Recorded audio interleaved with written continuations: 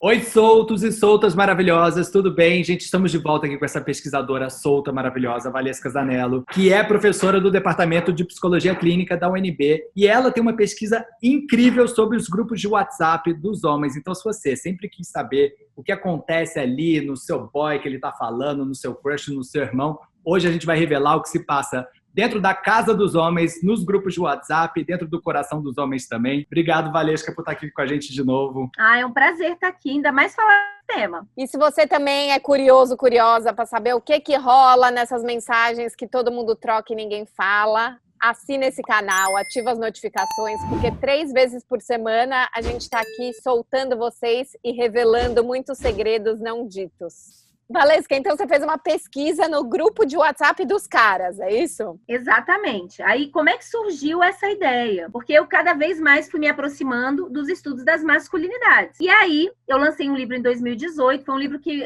acabou me levando a fazer palestras no Brasil inteiro, e eu sempre falava, gente, eu quero pesquisar os grupos de WhatsApp. Por quê? Porque nesses grupos se reproduz o que a gente chama de casa dos homens, que é um conceito de um autor francês chamado Daniel Velzerlang, e que é uma metáfora. Imagina uma casa onde, para você atravessar de um cômodo para o outro, existem homens que já atravessaram certas provas e que vão te testando. Então, a masculinidade no Brasil, ela se constrói no imperativo e no negativo. Ser homem é não ser uma mulherzinha. Isso é muito importante. Nessa casa dos homens, o que rege é a cumplicidade. Então, existe um silêncio. Se para as mulheres aprendem a se calar para manter o bem-estar dos outros e das relações. Mas os homens aprendem a se calar na broderagem, para se manter o quê? Bem avaliados pelos outros homens. Então, eu pensei, como é que eu consegui ter acesso a isso? Porque os homens não vão abrir, né? Não vão deixar eu entrar. E aí, eu sempre falava isso, 6 homens no país, de regiões diferentes, então vieram no final da palestra e classes sociais distintas. Então tem até um deles que é juiz que falou assim, olha, eu topo passar a mandar tudo que for compartilhado, desde que, claro, né, seja preservada a identidade e tudo mais, e eles mesmos tomaram o maior cuidado. Teve um deles que me disse assim, olha, ele cortava tudo. Eu mostro o milagre, mas não compartilho o nome do santo. Então, foi muito interessante. Durante 6 meses, eles começaram a compartilhar tudo comigo. E alguns grupos eram enormes. Tinham homens brancos, negros, homens gays, que não eram assumidos, mas o grupo sabia. E assim, gente, é uma coisa horrorosa. É horrorosa. É assim, ó, a live que eu fiz sobre essa pesquisa, teve mulher que passou mal assistindo, que é muito violento. Então, o núcleo, o pilar central dentro da masculinidade hegemônica no Brasil é o repúdio às mulheres. Então, ser homem é não ser uma mulherzinha, o que a gente chama de misoginia. Uhum. Só que isso confunde muito, porque tem misoginia direta, que é aquela, assim, grupos neonazistas que dizem temos que estuprar todas as mulheres, porque toda mulher é uma vagabunda. Existe grupo assim no Brasil. Então, esse é um discurso de ódio muito claro. Mas a principal forma, que foi aquela que apareceu nos grupos de WhatsApp, é a objetificação sexual. Então, assim, é interpelado nos meninos, desde que eles são pequenos, a dar a ver para os outros homens que eles são capazes de objetificar as mulheres. O que significa objetificação sexual? É transformar o outro ou a outra em coisa ou pedaço de coisa. Isso é muito importante. Então, assim, o menino tem 2 anos, está brincando lá no parquinho de areia, né, com a amiguinha. Aí o pai fala assim, é sua namoradinha? Dá um beijinho, pega na mãozinha. Isso é exatamente treinar a objetificação sexual. Só que, veja, isso não fica depois só com o grupo das mulheres, porque o problema não é a mulher objeto. O problema é essa emocionalidade de objetificar sexualmente tudo. Então, vai se discutir a Amazônia, geralmente se faz, por exemplo, paralelos com a virilha de uma mulher. Então, assim, tá pegando fogo, mas desmatamento sempre aconteceu. E aí, por exemplo, tinha uma virilha de uma atriz famosa, peluda na década de 80, e agora desmatada. Vai se falar, por exemplo, da consciência, né, negra, a importância da consciência negra. E aí fala, apoiamos a consciência negra. E aí são álbuns de mulheres negras, e aí pedaços de corpos, peitos, vaginas, cus, pretos. É impressionante. Então, tudo, essa objetificação perpassa tudo. Só de você falar do medo de um dos homens, né, de revelar o que estava acontecendo no grupo e de ser punido pelos outros homens, né? Então, acho que dentro da casa dos homens existe também muito medo, né? Medo de não conseguir mais ser aceito dentro da casa. E existe uma hierarquia também de valores, né? Então, existem os que são menos homens e os mais homens. Como é que isso se estabelece? Como é que isso se dá hoje em dia? É isso. Tem a masculinidade hegemônica, Mas existem masculinidades subalternas, então masculinidade gay, masculinidade negra. Mas esse é um ponto importante, porque é fluida. Como é que se dá a cumplicidade entre esses diversos homens? Geralmente se elege um grupo que tem o repúdio, que é colocado no repúdio e no ódio. Isso cria uma identidade. Então, por exemplo, um homem branco e um homem negro podem fazer cumplicidade através da misoginia, da objetificação sexual de uma mulher. Passa uma mulher, eles, nossa, gostosa, bundona. Um homem gay e um homem hétero, brancos, podem fazer repúdio baseado no racismo. Mas o que mais une o grupo das casas dos homens é a misoginia. Então, mesmo os homens gays, eu sempre gosto de falar isso, subverter a orientação sexual não subverte os dispositivos de gênero. O mundo gay é profundamente misógino. Eu tenho várias pesquisas de xingamentos nesse grupo. Então, em geral, quem é considerado pior? As bichinhas, as POCs, ou seja, os gays que são afeminados. E mesmo nas escolas, quem sofre são os homens afeminados, ainda que sejam gays, são lidos como tal. Ou seja, o que existe é um repúdio às mulheres e às qualidades femininas. Não é à toa, gente, que a gente tem um país com tanta violência, que é uma masculinidade profundamente doente. E outras coisas pesadas são normalizadas nessas trocas de mensagens? Você falou que até as mulheres passaram mal. Eu queria dar esses exemplos aqui, porque acho que é importante a gente tangibilizar mesmo, né? Assim, o que rola? Sim. O que mais se destacou, geral, foi a objetificação sexual. Então, um exemplo, uma das imagens era um cara, era um cirurgião, suposto cirurgião, costurando metade do tronco para baixo de uma mulher com metade do tronco para baixo de outra mulher. E aí tinha escrito, criando a mulher perfeita. Então, a mulher perfeita é uma mulher que não tem rosto, é uma mulher que tem 2 cus, 2 bucetas. Só que essa objetificação sexual apresentou 3 interseccionalidades importantes. Lembra que eu falei da prateleira? Isso casa, gênero é sempre interrelacional. Então, quais são as 3 interseccionalidades importantes? Primeiro, a lipofobia. Então, muitas imagens de mulheres obesas. E aí vinha assim, mulheres tidas como gostosas e do outro lado, mulheres gordas. Gordas tinha aprendendo o significado da palavra nem fudendo. E do lado tinha aprendendo o significado da palavra tanto faz. Muitos vídeos de homens bem magrinhos transando com mulheres gordas. Então, eles ficavam em cima e a mulher explodia e isso era motivo de riso. Outras também, memes, dizendo assim, que como a mulher gorda está num lugar ruim da prateleira, qualquer homem que queira transar com ela, ela tem que agradecer, inclusive. Então, vinha assim, quem dispensa é exército. Aí vinha um cara magro com uma mulher gorda e a ideia de que você não pegou ninguém na noite, então você vai pegar a gorda. E essa é uma reclamação, porque eu tenho pesquisa sobre obesidade de gênero, essa é uma reclamação muito constante das mulheres gordas. Então, eu sou lanchinho da madrugada. O cara vem aqui para o carro de madrugada, não me apresenta a ninguém, não me apresenta a família, sempre diz que não quer namorar e daqui a um mês ele está namorando com uma mulher magra. A segunda interseccionalidade foram as mulheres negras. E isso é muito importante, porque foi bem ambíguo. Ao mesmo tempo, uma hipersexualização das mulheres negras. Também tem um colorismo das bucetas, a gente tem que falar isso. Teve aquela, não sei se vocês se lembram daquele vídeo, buceta rosa, lembra que rolou na Copa? Aquilo ali se reproduz nos grupos de WhatsApp. Então, quanto mais rosa a buceta, mais o valor. E quanto mais negra, mais é só para fuder e descartar. Eu tô falando nessa linguagem, gente, é a linguagem dos homens. Então, vocês me perdoem, mas tem que ser o que eles falam. E, assim, não tem como eu falar isso de outra forma, tentando florear que é violento. Então, tinha uma hipersexualização, objetificação das mulheres negras e, ao mesmo tempo, com mulheres negras consideradas pobres, com alguns signos de pobreza, era tido como algo ridículo. Então, tinha um escárnio. Festas populares, aí tinham, por exemplo, mulheres negras dançando. Aquilo era motivo de escárnio, de risada. E a terceira interseccionalidade foi o que a gente chama de etarismo. Então, também, assim, o Brasil odeia os velhos, e principalmente as velhas. Então, também a ideia de que uma mulher velha é uma mulher que não tem valor. E aí a ideia de que você não pegou ninguém, então a velha vai ser aquela opção quando você não tem mais opção. Então, também vieram várias memes desse tipo, né? Se você não pegou nada, quem dispensa é exército. Vou pegar essa aqui mesmo. Tinha outra meme, que era uma mulher velha visitando o presídio. E aí o cara fala, o que você veio fazer aqui? Vim, tipo, prestar uma consultoria sexual. Com quem? Qualquer um. Porque qualquer um que queira comer essa velha, ela tem que agradecer.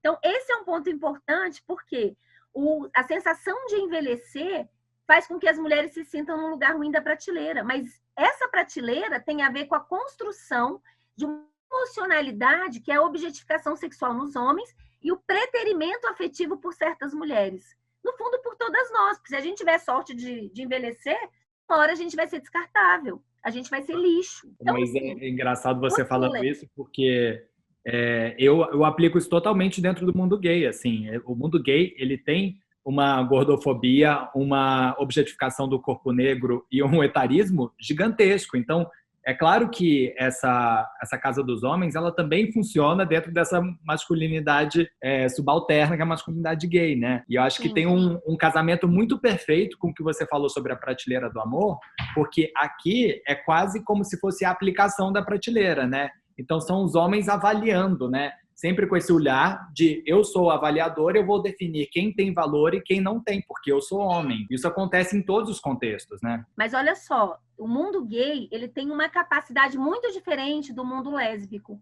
que é uma capacidade de criar grupos de fetiche. Então, se você é gordo e é peludo, você é homem-urso. Entrevistei alguns homens-ursos, isso te coloca num lugar bom, no sentido, assim, de vários caras estarem te tarando. Então, tem muitas preferências. Se você tem cabelo branco e aparência de papai, você vai ser o Dad.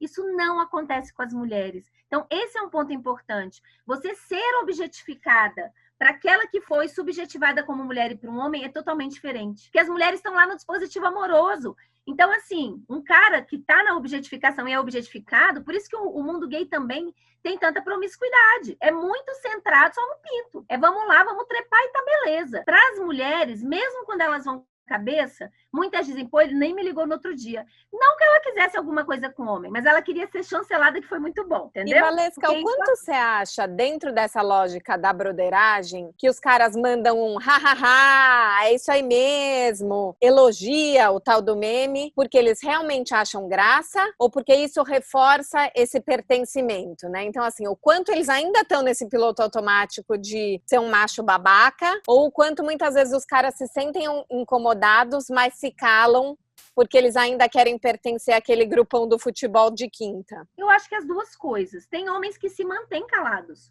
E esses homens, geralmente, passam a ser alvo de bullying. Então, vou dar um exemplo de um dos grupos que o cara postou uma reportagem, não sei se, eu acho que era fake, mas que dizia assim, chupar buceta faz bem à saúde. Aí ele postou e colocou, coisa que o fulaninho, o nome do fulano, não vai entender. O fulaninho nunca, quando postava um bunda, peito, colocava lá gostosa, entendeu? Então, ele começou a virar alvo.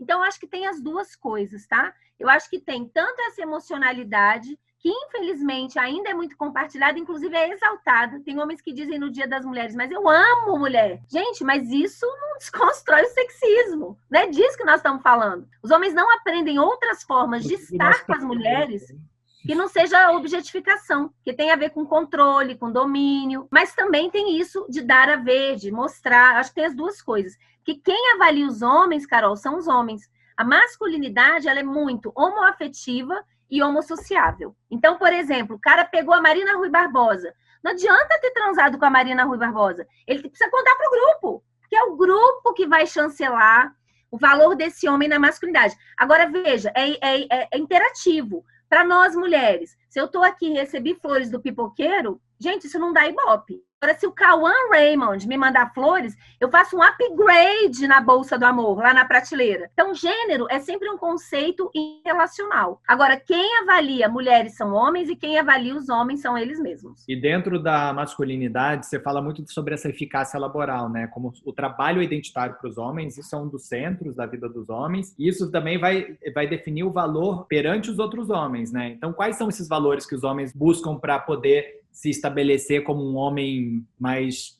de alto valor, sei lá, que os outros? Então, os homens se subjetivam no dispositivo da eficácia. Da mesma maneira que o amor e a maternidade se construíram para as mulheres historicamente, como um valor identitário, para os homens, o trabalho também passou a ser um valor identitário. Isso é muito importante. Então, assim, quais são as chancelas de sucesso na virilidade laborativa? Porque duas virilidades compõem o dispositivo da eficácia. A virilidade laborativa e a virilidade sexual. Então, a virilidade laborativa, ela é chancelada pelo sucesso no trabalho, que é status e grana. Só que isso não é disponível para todos os homens. Homens negros, por exemplo, têm muito mais dificuldade de acessar isso daí. Então, o que sobra, por exemplo, para os homens negros aqui no Brasil, dentro da casa dos homens, que é marcada pela branquitude? A ideia de virilidade sexual. Então, você pega as músicas no Brasil. Lá vem o negão cheio de paixão, vou te catar, o cara sai comendo todo mundo. Branca, loura, ruiva, baixa. Gente, isso parece exaltar o homem negro, mas é racista. Porque animaliza o homem negro, ele é um garanhão, mas ele não é reconhecido em outras habilidades intelectuais, qualquer outra, entendeu? Então se cria um empoderamento colonizado. Eu acho que é importante aí dizer para quem está nos assistindo, a pior coisa é você não ter um reconhecimento identitário. Então, muitas vezes, as pessoas engolem essa, vamos colocar assim, essa isca do empoderamento colonizado para sobreviver. Mas como descolonizar esses lugares e criar outros possibilidades identitárias? Acho que essa é uma questão importante. E, Valesca, você fala que os homens são ensinados a fechar o cu e abrir a boca, né? E as mulheres, ao contrário, né? Elas têm que fechar a boca e abrir a vagina ou o cu. O cu também, né? Sim. Como é que essa impenetrabilidade transborda para todo o masculino, né? Porque no fim também tem uma coisa de não se permitir ser afetado pelo amor. A virilidade sexual, né, dentro do dispositivo da eficácia, ela é pautada em duas injunções: fecha o cu e abre a boca. Esse fecha o cu vai desde a questão aí sexual, todo esse tabu em relação ao cu. Por exemplo, eu fiz pesquisa em banheiros. É impressionante as conversas sobre o cu que tem no banheiro dos homens. Quero dar meu cu. Ah, seu viado, é outro. Me deixa o telefone. Então, assim, o cu é um fantasma no mundo masculino. E abrir a boca, essa ideia de sempre ter um exercício desse espaço público. Então, se você tá com 30 mulheres falando de um assunto que às vezes é do âmbito feminino, o homem sempre quer dar uma opinião, sempre quer dar a palavra final. Tem uma escola, 30 professores, ele quer ser o diretor. O homem adora holofote, gente. Então, quem foi lido desde pequeno nesse lugar de homem, e aí sim a gente tem que pensar num sexo social, que lugar os nossos corpos nos colocam. E isso tem a ver com a questão racial também. Você tem uma pele branca ou preta, te coloca em lugares simbólicos e sociais distintos. Então, tem toda uma aprendizagem afetiva e que não necessariamente subverter orientação sexual, identidade de gênero, te faz subverter ou descolonizar esses afetos. Mas o próprio mundo gay, no começo, ao invés de ser LGBT, era GGG. Os homens gays só falavam das pautas gays. Depois que as lésbicas falaram, a gente vai se separar, gente, porque a gente também quer falar de outras vivências que não tem nada a ver com vocês. Depois o movimento trans, a gente vê muito mais trans mulheres ocupando esse espaço do que trans homens. Começou um pouco a falar, aparecer mais na mídia agora por causa do TAMI, né, Dia dos Pais. Então, assim, pensar gênero não só como performance, mas como emocionalidade é algo fundamental. E sobre a impenetrabilidade, como eu falei, para um homem, ele estar apaixonado, por exemplo, é ele exatamente ser colocado em xeque sobre a sua masculinidade. O que é um homem apaixonado? É um homem que perdeu o controle de si por um sentimento, coisa de mulherzinha. E pior ainda, controlado por uma mulher, gente. Pensa, a masculinidade, ela é pautada no controle, no domínio, a objetificação sexual é isso. Então, não é à toa que os homens sofrem bullying na casa dos homens. Se o cara tá lá no bar e ele atende, oi amor, tô indo pra casa. Foi-se o homem, viado, vai sofrer, tá? Então, se as mulheres buscam esse apaixonamento como um resgate identitário, como um fármaco, como algo que é reparador da própria autoestima, os homens fogem, porque estar apaixonado é uma ferida narcísica na masculinidade. Agora, isso não é natural, isso é uma construção histórica e cultural. Isso não é natural, isso é uma construção histórica e cultural. Dá pra gente pensar aí em projetos de mudança mesmo. E eu acho que a educação, a escola, tem um papel fundamental. Não é à toa que tem sido tão atacada para não se trabalhar gênero, exatamente pelas pessoas que pretendem manter as coisas como estão. Ave Maria. Bom, e você fala muito sobre essa coisa do crush palestrinha, né? O mansplaining, e fala muito sobre esse embrutecimento dos homens, né? O que seria isso? É um ensinamento cultural para os homens se fecharem para as emoções, trabalharem mais esse lado mais agressivo, violento? Então, esse tornar-se homem, pautado nessa misoginia,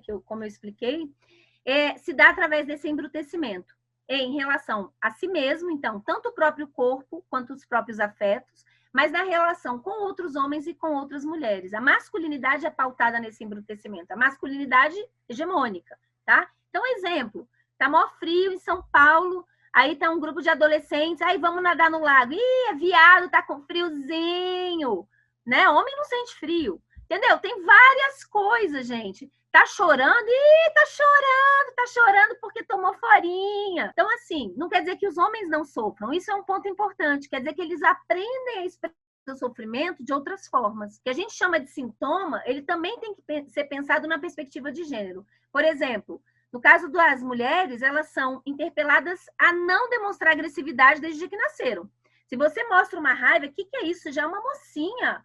A gente aprende a levar a raiva que é para fora, para o mundo, que é um sentimento válido e importante contra a gente mesma. Então, muitas autoras vão dizer, as mulheres choram e o choro é uma raiva impotente. Então, ela fica lá chorando e não nada na vida. E os homens desaprendem a chorar.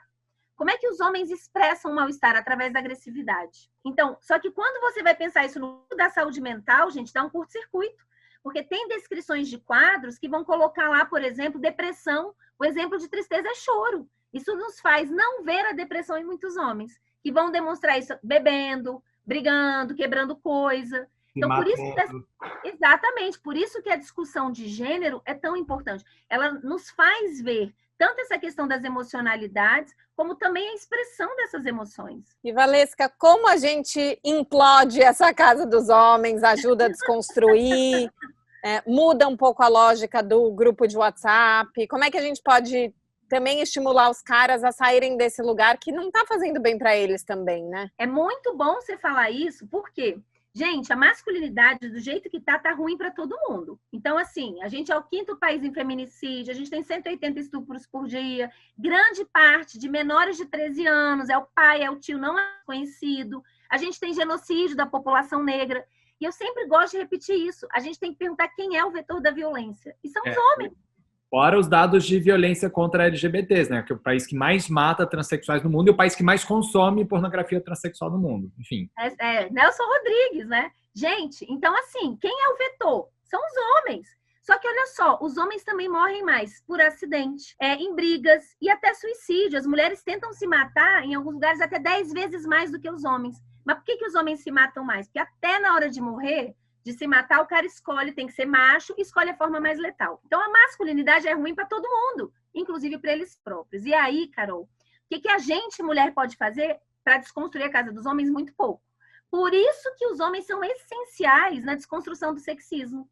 Precisamos de vocês tretando dentro da casa dos homens. O fronte de guerra não é o palanque, porque o palanque já tem muita mulher maravilhosa aí para falar. Precisamos de vocês tretando com os coleguinhas. Então, quem está aí assistindo, você é um ótimo pai, paga pensão, tá lá com o filho direto, mas você sai sexta-feira para tomar cervejinha aí com o brother, que é um canalha, que nem assumiu o filho, que não paga, não tá nem aí, você não fala nada, você tá sendo cúmplice. Se você recebe álbuns, por exemplo, eu vi isso, vídeos de meninas jovens, bêbadas, transando, então o cara gravou e compartilhou, você diz, eu não passei adiante. Mas você tretou, você falou alguma coisa? Não, você é cúmplice.